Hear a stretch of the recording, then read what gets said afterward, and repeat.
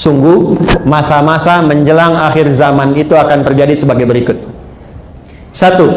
Taslimul khassah. Terjadi gerakan eksklusivisme. Apa Ustaz eksklusivisme itu? Cara pandang yang mengkhususkan sesuatu di semua aspek. Jadi kalau bergaul sama golongan ini aja, yang itu nggak bisa berbaur. Kalau mengaji, khusus ini aja, nggak bisa campur dengan yang lain.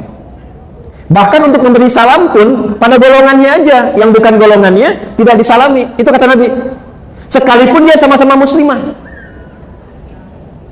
Assalamualaikum ukhti. Apa ya? Ibu kan masih bid'ah. Hah?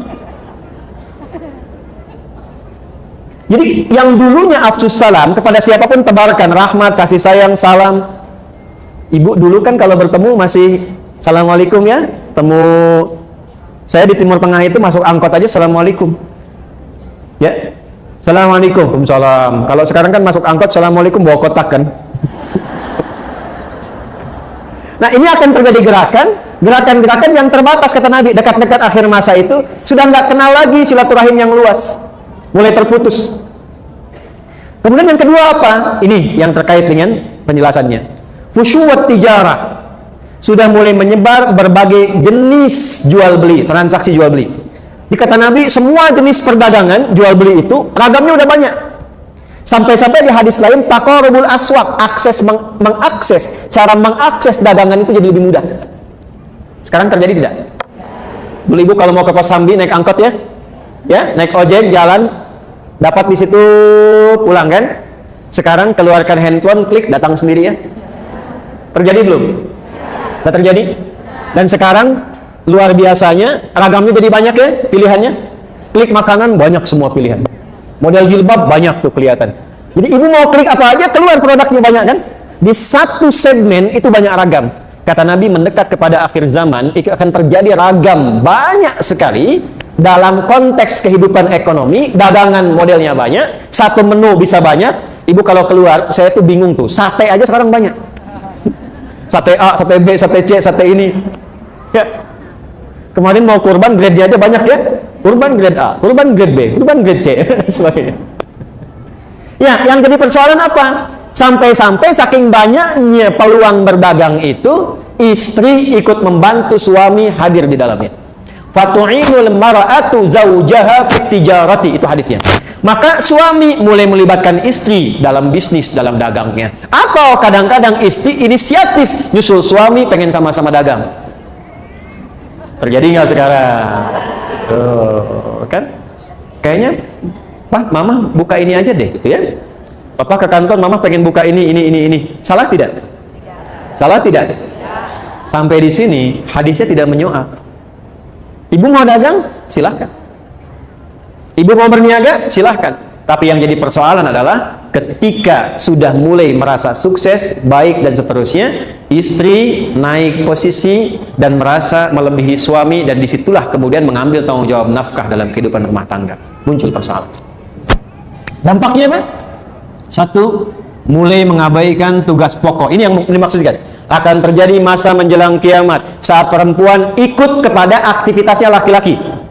Maka yang terjadi apa? Satu, pokok fitrahnya mulai berubah. Bu masih ingat tadi penciptaan dengan laki-laki sama sempurna tidak? Sama. Walaupun sama-sama sempurna, ada bagian yang beda tidak? Baik, laki-laki punya rahim tidak? Nah, perempuan? Walaupun sama-sama wajah, laki-laki perempuan dah kelihatan beda atau sama? Beda. Saya kalau ngelihat Kang Ugi, oh ini udah pasti laki-laki, nggak mungkin perempuan, ya kan? Jadi kalau ibu keluar, udah pasti laki-laki nih, perempuan nih, ya kan? Baik, maka nanti kata Nabi akan ada tuntutan-tuntutan dari kejadian-kejadian menjelang akhir zaman yang memaksa perempuan ingin terlibat seperti laki-laki sehingga dia merubah tampilan-tampilan diri. Minimal, ibu pakaian laki-laki dengan perempuan sama tidak? Akan muncul perempuan yang ingin bergaya seperti laki-laki. Pakaian.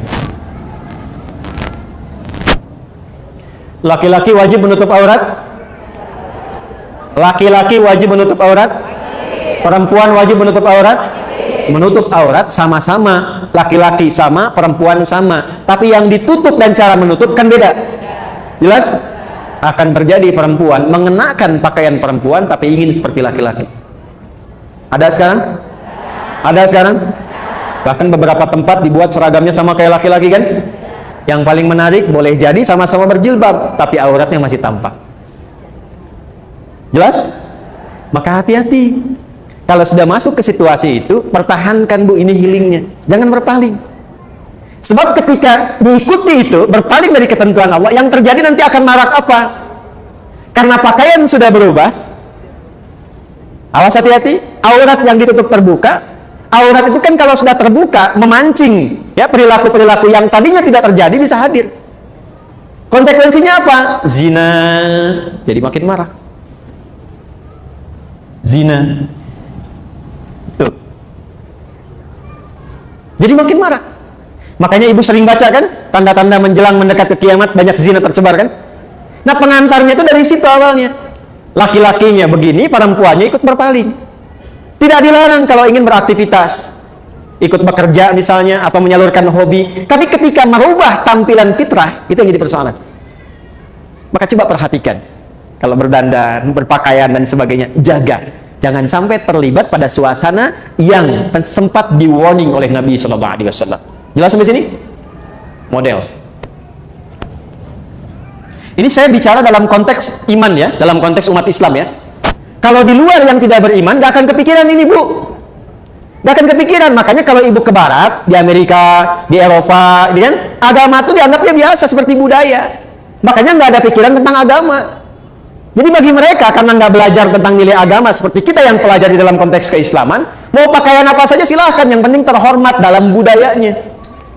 Jadi mau kelihatan auratnya juga bagi mereka yang penting terhormat dalam budaya mereka. Ya, mau pakai pakaian minimalis juga dalam budaya mereka, karena nggak ada konsep ini. Bagi insan beriman, perempuan yang beriman, cara pandangnya berbeda. Jadi kalau ada budaya misalnya di barat dibawa, ya dalam konteks bisnis sah-sah saja. Tapi dalam konteks kita beribadah sebagai seorang perempuan muslimah, perempuan mukminah yang beriman, boleh nggak mengadopsi itu? Boleh nggak mengenakan pakaian yang serupa? Ketika itu dilarang atau berpaling, dalam bahasa judulnya ibu, berpaling dari situ, maka yang terjadi pasti persoalan. Saya cuma sarankan saja, selesaikan persoalan itu sebelum pulang menuju Allah Subhanahu wa Ta'ala. Nih, contoh paling gampang sebenarnya begini. Bu, perempuan dalam Islam berjilbab tidak? Ya, nggak ada perbedaan pendapat. Berjilbab tidak? Berjilbab. Laki-laki berjilbab tidak? Tidak. Perhatikan baik-baik. Perempuan tuh berjilbab, hikmahnya banyak. Kalau kita bahas satu saat ayat tentang jilbab, saya urutkan tuh. Dari mulai fikihnya, hikmahnya, macam-macamnya. Itu Bu, saking sayangnya Allah, itu perempuan diminta berjilbab karena sayangnya Allah. Ya ayyuhan nabiyyu, hei Nabi sallallahu alaihi wasallam, qul li azwajika viralkan. Bahasa sekarang kan viralkan. Kalau sudah viral, like, share, and comment. Kalau sudah viral, like, share, and comment. Kata Allah, viralkan. Katakan pada istri-istrimu, wabanatika, dan anak perempuanmu. Perhatikan, wanisa'il mu'minin, dan semua perempuan yang beriman. Saya tanya, ibu perempuan tidak? Perempuan bukan? Beriman tidak? Berarti ayat ini untuk saya atau untuk ibu? Oh. Ayat ini untuk perempuan atau laki-laki? Yudnina min jalabibihinna asa an yu'rafna fala yu'dzain. Kata Allah, kenakan jilbab. Kenapa harus berjilbab? Satu, asa an yu'rafna, supaya diketahui mereka perempuan beriman. Kalau sudah tahu, fala yu'dzain, maka melekat hukum pada laki-laki untuk menghormati dan membantu serta melindunginya. Jadi dulu Bu, kisahnya begini. Waktu ada perempuan di Madinah yang muslimah, sebelum ayat tentang jilbab turun, itu malam-malam mau buang hajat. Kan dulu tuh nggak ada seperti kita toilet umum seperti sekarang. Jadi kalau mau buang hajat tuh ke kebun kurma, kemana, malam-malam ketika akan keluar, diganggu oleh laki-laki Yahudi, preman-preman Madinah. Dilaporkan kepada Nabi. Begitu esoknya dilaporkan, turunlah ayat ini. Disuruh pakai jilbab. Begitu pakai jilbab, sudah viral di kalangan para pemuda muslim. Itu muslimah tuh. Itu mukminah tuh. Maka perintahnya satu kata Al-Quran. Setiap Anda melihat perempuan berjilbab, bantu, tolong, lindungi dia. Kaidah fikihnya begitu, hukumnya begitu. Jadi sebetulnya saya kalau melihat ibu berjilbab kesulitan, saya wajib bantu ibu. Enak bener deh ibu beli beras, aduh susahnya. Kelihatan sama Pak Duni, saya aja yang bawain bu. Tuh. Saya Anda perlu lindungi. Ini jilbab itu bukan sekedar dikenakan untuk menunjuk identitas sebagai insan beriman muslimah, bukan hanya itu wujud sayangnya Allah kepada perempuan. Kalau mau digali dari segi kesehatan, dari segi macam-macam banyak, tapi kesimpulannya satu, Allah sayang pada perempuan. Kalau fikihnya dipraktekkan itu luar biasa. Sekarang kenapa Allah yang sudah sayang, perempuannya berpaling? Allah sayang memberikan jilbab. Banyak orang mencari kasih sayang Allah. Ini Allah langsung memberikan kasih sayangnya. Saking sayangnya pakai nih. Saking sayangnya Allah, bahkan Masya Allah meninggal pun masih dijilbabin juga. Kain kafan perempuan kan beda dengan laki-laki bu ya. Yang perempuan ada kudungnya tidak? Laki-laki ada tidak?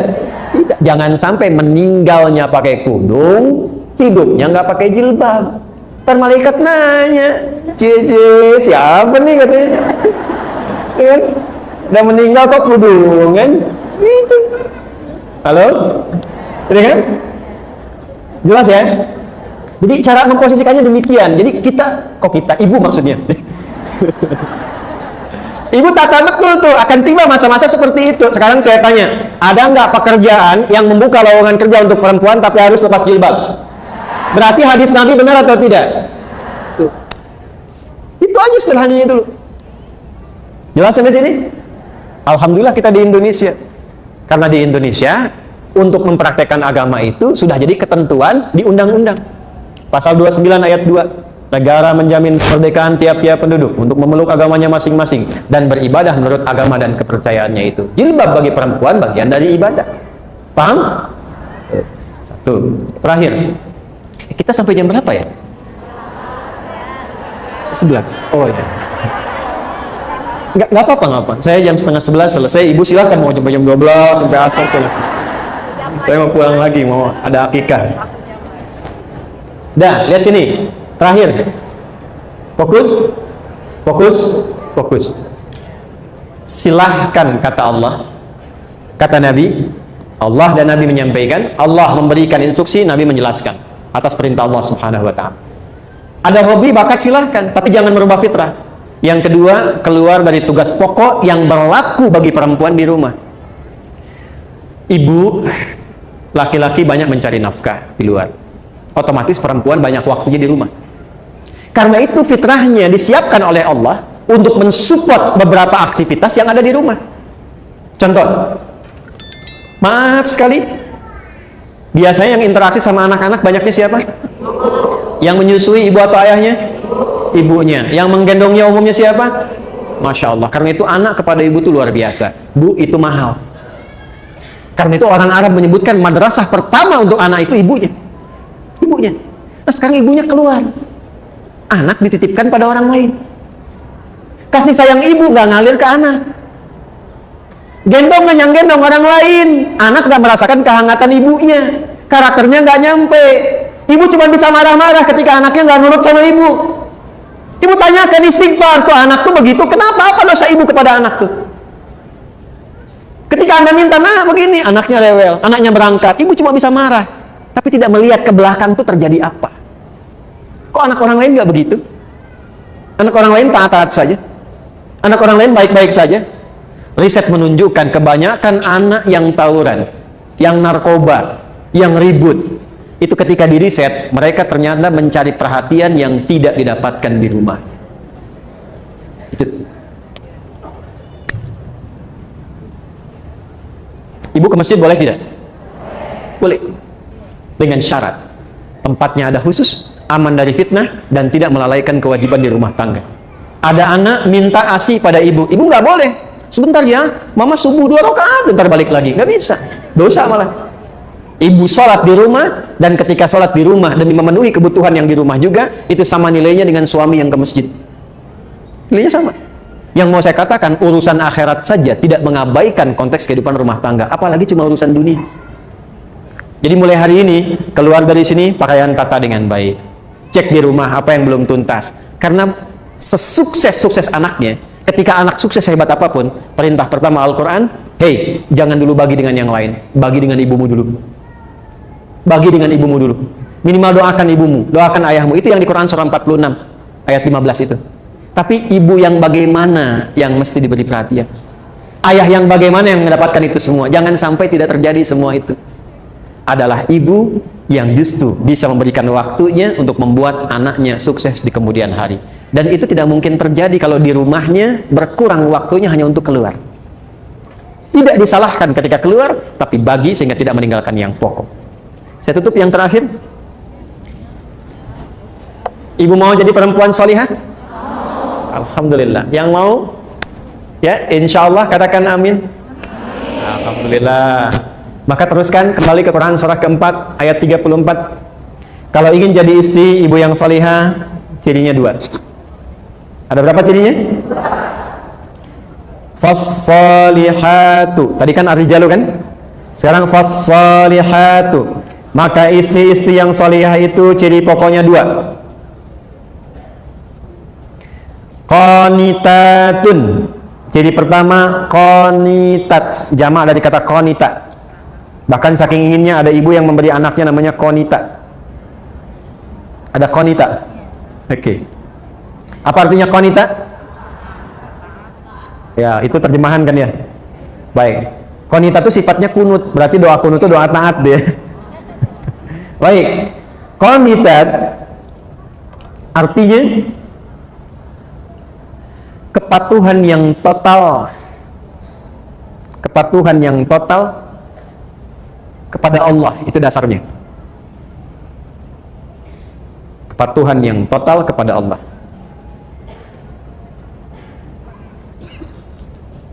Asalnya itu. Nanti kalau dibawa ke aspek-aspek ibadah atau rumah tangga, maknanya menjadi luas. Contoh, kalau sholat, tanda patuhnya kita kepada Allah itu ditunaikan dengan khusyuk. Nah, khusyuk itu kadang disebut oleh Quran dengan qanitun, jamaknya qanitin. Dari kata qanita. Contoh di Quran surah kedua Al-Baqarah ayat 238. Hafizu 'alas salawati was salatil wusta wa qumu lillahi qanitin. Quran surah kedua Al-Baqarah ayat 238. 238. Posisinya paling kanan sebelah atas di mushaf. Kalau dibawa ke rumah tangga, maksudnya begini, kepatuhan kepada Allah dengan cara menaati suami sepanjang tidak menyalahi ketentuan Allah. Saya ulang ya, ibu jangan senyum dulu tuh. Kepatuhan kepada Allah dengan cara menaati suami sepanjang tidak menyalahi ketentuan Allah. Awas bu ya. Ini yang pokok untuk perempuan salihah nih, istri salihah. Dan kalau ibu bisa lakukan itu, dijaga sampai meninggal, itu hisabnya Masya Allah. Langsung diperintahkan oleh Allah untuk ke surga dari pintu mana saja yang dipilih.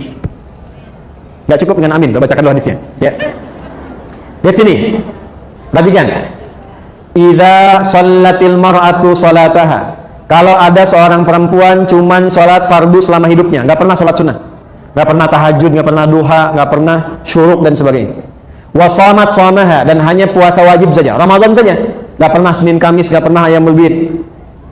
Wa ata'at zaujaha, tapi dia patuh pada suaminya, taat dalam rangka mematuhi Allah. Perhatikan. Wa hafizat farjaha, dan menjaga diri tidak selingkuh. Qila laha yaumal qiyamati, akan dikatakan kepadanya saat hisab, udkhulil jannata min haitsu syi'ti, langsung aja masuk surga dari pintu manapun yang kau kehendaki. Hadisnya sahih. Rawahu Tirmidzi, hadis riwayat Imam Tirmidzi, hadisnya sahih. Jadi kalau suami meminta ibu pada kebaikan, ibu taati, bukan lihat suaminya karena menaati Allah, itu nilainya tinggi di hadapan Allah. Contoh gini, mah pergi pengajian ya, Ustaz Fulan misalnya, bagus tuh, insya Allah ya siap berangkat. Itu kalimat itu nilainya tinggi di hadapan Allah. Mah berjilbab ya, insya Allah siap. Mah anak-anak masuk sekolah tahfidz aja deh, insya Allah. Itu ketika dia respon, tinggi nilainya. Jelas? Tapi saat memerintahkan kepada yang tidak baik, ibu boleh menolak. Saya ulang ya, boleh menolak, cuma kalimatnya belum selesai. Menolak dengan cara yang baik. Ingat yang pemimpin itu siapa? Suami. Contoh, "Mah, lepas dulu jilbabnya ya, papa ada family gathering, yang lain nggak pakai jilbab, papa nggak enak." Sebentar aja, cuma 30 menit, dari itu pakai lagi. Ibu kalau jawabnya, "Apa? Tahu nggak Pak? Ini, itu rame itu." Tapi kalau ibu cara masuknya, "Pak, dulu mama sebelum meninggal, dari kecil sudah melatih aku untuk pakai jilbab. Nah, aku niatkan pakai jilbab ini di antara amalan yang jariahnya insya Allah sampai ke mama, ke papa. Kalau dilepas 30 menit, dan di saat itu kemudian aku wafat, meninggal dalam keadaan tidak berjilbab, kira-kira bagaimana di hadapan Allah?" Ya sudah deh, nggak apa-apa, pakai aja, mungkin jadi dakwah. Ya, itu cara masuk yang enak, itu halus. Ya, boleh menolak, tapi cari jalan yang terbaik, yang halus. Terus ya, "Mas ini, mau tahajud dulu Pak." "Udah, temenin papa nonton dulu nih, ini babak kedua nih, rame nih." Boleh misalnya kan? "Baik, gini aja deh Pak, dalam tahajud setelah sholat, mama doakan klubnya papa bisa menang." Ya udah tahajud kan? Tahajud kan? Tiba-tiba kalah kan, "Mama sih tahajud." "Iya, papa sih diminta menang malah menangis." Gitu. Udah, jelas ya? Oke. Jadi satu, taat pada suami sepanjang meminta kepada yang baik-baik. Tapi kalau sepanjang tidak baik, boleh menolak dengan cara yang apa? Baik. Yang kedua yang agak tidak mudah nih, sekarang bisa terjadi. Hafizatun lil ghaibi bima hafizallah. Istri yang salihah, dia mampu menutup, menjaga aib rumah tangga, khususnya suaminya, terutama ketika tidak sedang bersamanya. Karena Allah sudah tutupi. Bima hafizallah. Mampu menjaga aib rumah tangga, khususnya suaminya, terutama ketika tidak sedang bersamanya, karena Allah sudah tutupi. Ibu fokus dengan saya sebentar. Tahan penanya. Perhatikan baik-baik ini. Jika terjadi persoalan di rumah tangga antara suami istri, itu Allah tutupi, Bu, nggak akan tersebar sepanjang ibu tidak membukanya, dan sepanjang suami tidak membukanya. Itu akan ditutup sampai kiamat, sampai masalah itu selesai, atau sekalipun ada yang terjadi perpisahan, tetap akan ditutup sampai kiamat terjadi, sampai pulang kepada Allah. Hisabnya hanya dia dengan Allah, sepanjang tidak dibuka. Tapi kalau itu dibuka, jadi persoalan itu. Nah, sekarang pertanyaannya, kan laki-laki juga sama kan? Suami juga harus menjaga kehormatan rumah tangga kan? Kenapa sangat ditekankan kepada istri, bukan suami? Itu suratnya surat apa tadi? Surat keempat, surat apa? An-Nisa. Apa artinya An-Nisa? Kan sudah salah. Tidak, banyak orang keliru. An-Nisa itu bukan perempuan, bukan wanita. Ibu jangan maksa. An-Nisa bukan perempuan. An-Nisa itu bukan wanita. An-Nisa itu perempuan-perempuan. Beda kan ya? Baik, kalau perempuan itu berapa jumlahnya? Perempuan itu berapa? Banyak. Perempuan tuh kalau sendirian namanya mar'ah. Nih tulisannya, Bu. Saya masih ada waktu? Ibu kan enak, tinggal masih aja kan saya yang nerangin. Saya tuh kesini, Bu, ya, datang sendiri, nerangin sendiri, nulis sendiri, ngapus sendiri, Bu. Alhamdulillah. Ibu tinggal lihat, tulis, catat, pulang, masuk surga. Enak banget. Tinggal amin aja ya. Mar'ah, tulisannya mim, ra, hamzah, ta, marbutah. Ini bisa dibaca mar'ah, bisa dibaca mir'ah. Kalau mir'ah itu cermin. Ya, makanya perempuan sering dekat dengan cermin. Ya, orang Arab bilang al-mar'atu kal mir'ah. Perempuan itu seperti cermin.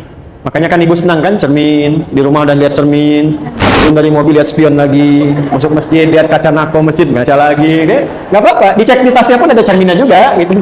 Minimal handphonenya kan, nggak apa-apa. Itu fitrah, bawaan biasa. Mar'ah itu nanti sifatnya muru'ah. Muru'ah itu sifat yang senang menjaga kehormatan. Makanya perempuan itu senang tampil terhormat, jaga rapi, tertib. Beda kan, Bu, kalau saya laki-laki keluar pakaian agak lecek sedikit biasa. Tapi kalau kelihatan istri, stop, setrika dulu. rapi dulu. Itu fitrah, perempuan itu biasa. Tapi ingat, perempuan itu seperti cermin. Ibu tahu cermin? Tahu ya? Cermin kalau dilempar misalnya sampai pecah, bisa nggak dirangkai lagi? Jangan salah, bisa. Bisa dirangkai lagi, cuma tak mampu memantulkan bayangan yang sempurna. Nah, sifat perempuan itu sama dengan cermin. Kalau dia terlukai, itu bisa cepat memaafkan, tapi sulit melupakan apa yang dialami. Ya kan? Punya masalah tahun 2022, tapi kalau diungkit kejadian listrik tahun 98 muncul lagi kan? Iya. Jadi itu fitrah Bu, biasa gitu. Masalah satu keluar 1000 itu biasa. Kenapa sih Pak gini-gini? Dulu kan Bapak, dulu kan, padahal masalahnya sekarang kan. Nah, itulah mar'ah. Tapi kalau banyakkan, laki-laki itu masih konsisten jamaknya, rajul jamaknya rijal. Kalau perempuan beda, sendirian dia mar'ah, banyakkan dia nisa. Udah beda sendiri, hurufnya udah lain, katanya udah beda. Bu, rajulun, ra-nya ada, jimnya ada, lamnya ada. Jamaknya rijalun, ra-nya masih ada, jimnya ada, lamnya masih ada, cuman tambah alif. Ini mar'ah, nisaun, mimnya kemana, ra-nya kemana, ta-nya kemana? Kenapa jadi nisa? Nisa itu seakar juga dengan kata nasa. Apa itu nasa? Di antaranya adalah sifat yang mudah mengungkapkan apa yang dirasakan. Ini perempuan itu sependiam-pendiamnya sendirian. Kalau ketemu temannya bisa cerita. Saya nggak bilang curhat, cuman bisa cerita. Makanya kata Quran, kenapa ditekankan ke perempuan dengan nama nisa? Kalau sedang kumpul dengan teman-teman, ada masalah apapun dengan suami, jangan dibuka. Memang judulnya pengajian, tapi ketika datang kan beda sapaannya. Assalamualaikum, kece damang, alhamdulillah saya. Kumaha damelan, alhamdulillah lancar. Suami kumaha, di situ masalahnya. Aduh. Kan judulnya pengajian kan? Berarti yang dibahas tuh bisa suami. Sekarang itu lebih parah, hadisnya nyata. Belum datang ke pengajian, udah bikin status. Tuh. Itu baru keluar kawan tadi bikin. Aku tidak mengira, engkau tidak seperti aku duga. Terus yang menyebalkan itu ditungguin komennya, dilihat siapa yang komen. Teteh kenapa? Paham ya? Itu terjadi tidak? Halo, terjadi tidak? Pakai jilbab aja bikin status. Sudah sampai TSM, tinggal menunggu Ustadz. Ayo, tuh ayo. Tuh, kan? Hadisnya betul tidak? Qurannya betul tidak? Berarti ibu semua butuh healing. Kan? Jelas ya? Tuh. Itu tuh sederhana Bu, tapi dalam sekali. Dan itu nanti di Ali Imran tuh lebih dalam lagi. Akan membuat kalau itu dipertahankan, boleh kok Bu. Pasang status itu boleh. Ibu kalau di situ setiap hari cantumkan satu hadis tentang perempuan, ayat tentang perempuan, dibaca oleh teman ibu jadi pahala. Ya. Tapi kalau TSN mendung langsung bikin status, apa gitu? Itu kata Quran tipikal orang sakit. Wa idza ja'ahum amrun minal amni awil khaufi adza'u bih. Dan tipikal orang yang kurang sehat itu, yang butuh healing itu, apapun situasi yang dialami, dia langsung broadcast. Bahasa Quran. Jajan bakso enak, broadcast. Kurang bayar, broadcast. Ini awis bakso di dia, ayeuna ceklik di Instagram. Tuh muncul. Gitu kan? Tuh butuh healing semua tuh. Paham ya sampai sini ya? Apa obatnya? Sudah, lihat sini. Yang menciptakan kita siapa? Yang tahu tentang kita siapa? Maka healing terbaik kembalilah kepada Allah. Tubu ilallahi taubatan nasuh. Tubuh itu kembali, taubaturnya kembali, balik ke Allah. Biasanya healing itu kaitannya lebih banyak dengan penyakit hati, lebih banyak. Hati itu marad penyakitnya. Fi qulubihim. obatnya disebut dengan syifa. Saya ulangi, obatnya disebut dengan apa? Maka kalau ingin mendapatkan healing, kembali kepada Allah mencari syifa, maka cari ayat-ayat dalam Al-Quran yang terkait dengan syifa. Contoh, buka Quran surat 17, ini penutup di akhir, ayat ke-82, Quran surat 17 ayat 82. Wa nunazzilu minal Qur'ani ma huwa shifaa'un wa rahmatun lil mu'minin. Wa nunazzilu minal Qur'ani ma huwa shifaa'un wa rahmatun lil mu'minin wa la yazidudz zalimina illa khasara. Dan kata Allah, demi keagunganku, aku turunkan ayat-ayat Quran itu menjadi syifa. Maaf Bu, Ibu, Bu, Quran itu syifa, Qurannya sendiri syifa. Jadi kalau sedang gelisah, ada persoalan, curhatnya ke Allah Bu. Nabi Yakub tahu? Pernah dengar Nabi Yakub? Ayahnya siapa? Nabi Yakub ayahnya siapa? Nabi Yusuf. Punya masalah dengan anak-anaknya, anak-anaknya yang punya masalah, curhat. Beliau curhat. Curhatnya pada siapa? Innama ashku bathi wa huzni ila Allah. Sama Allah. Ibu bangun tahajud, minta sama Allah. Minta anaknya disentuh, berikan kebaikan, kemuliaan. Itu akan cepat. Dan kalau curhat ke Allah pun jangan dibikin status di media sosial. Tolong aminkan ya. Nah, sih. Yang suka like ya. Salat 2013, sekitar 2012-2013, saya awal-awal pulang dari Tripoli. Ini kisah nyata. Seorang ibu datang dari kejauhan, wajahnya sendu, air matanya hampir tak terbendung. Beliau datang, Ustaz, anak, bahasa kita yang paling gampangnya, anak saya yang saya kandung, saya lahirkan, sulit sholatnya. Bagaimana amalannya? Dah Bu, dah lama tidak? Cukup lama. Ibu dah ingatkan berkali-kali. Ibu pulang sekarang, malam ibu sholat, tapi di samping tempat tidur anak ibu. Lalu bermohon kepada Allah, minta aja dengan bahasa ibu, ya Allah, ini anak yang kau titipkan kepadaku, dilahirkan di rahimku, dipertanggungjawabkan olehku sampai dengan aku berpulang. Mohon jadikan ya anak yang soleh, rajin menunaikan sholat, dan ringankan hisabku di akhirat nanti di hari kiamat. Ibu minta aja, ntar hari ketiga ibu kesini lagi. Nggak usah diingatkan lagi, ibu nggak usah bilang sama anak, lakukan itu aja. Hari ketiga pulang sini lagi datang. Tahu apa yang terjadi? Ini kisah nyata, saya tidak menceritakan yang fiktif. Hari ketiga, pagi-pagi sekitar jam 7 kurang sedikit, dari kejauhan panggilan begitu kencang, Ustaz, bawa nasi uduk. Anak saya udah sholat, kok bisa Bu? Jadi tepat di malam yang ketiga itu, anaknya bangun, dia berdiri, langsung dia kejar, dia peluk ibunya, dia menangis. Mama, maafkan aku, katanya kan. Maafkan aku. Ibunya pun ikut tangis.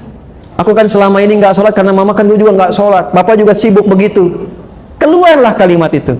Maka keduanya saling bermaafan, saling berpelukan dan sebagainya. Di situ berjanji anaknya untuk menunaikan sholat. Bahkan datanglah kalian ke pesantren, kami siapkan murid untuk membimbing. Dia bukan hanya sholat tapi menghafal Quran. Sejak saya tinggalkan itu sudah 3 juz, mungkin sekarang sudah 30 juz. Dari anak yang tidak sholat menjadi penghafal Quran. Itu. Jadi banyak sekali persoalan yang healingnya itu justru saat dihempaskan di atas sajadah itu. Bukan saat dihempaskan di media sosial. Ya, jadi kalau ibu mau curhat, cari yang solutif. Minta kembali kepada Allah. Ibu punya masalah dengan suami, wudu, ambil mushaf, baca Quran. Setidaknya ada ketenangan. Kalau sudah hati tenang, komunikasinya enak. Kadang-kadang nggak pernah tuntas itu karena dibawa dengan kegelisahan. Akhirnya yang muncul ego, yang muncul kehebatan. Lupa kalau dua-duanya itu hamba yang akan berpulang kembali pada Allah Subhanahu wa Ta'ala. Jadi healingnya gunakan dengan pemilik kita. Kembali kepada Allah, bangun konektivitas, dekati Allah Subhanahu wa Ta'ala. Kita punya sholat, kita punya Quran, ya, kita punya doa. Gunakan semua itu untuk membangun konektivitas kepada Allah.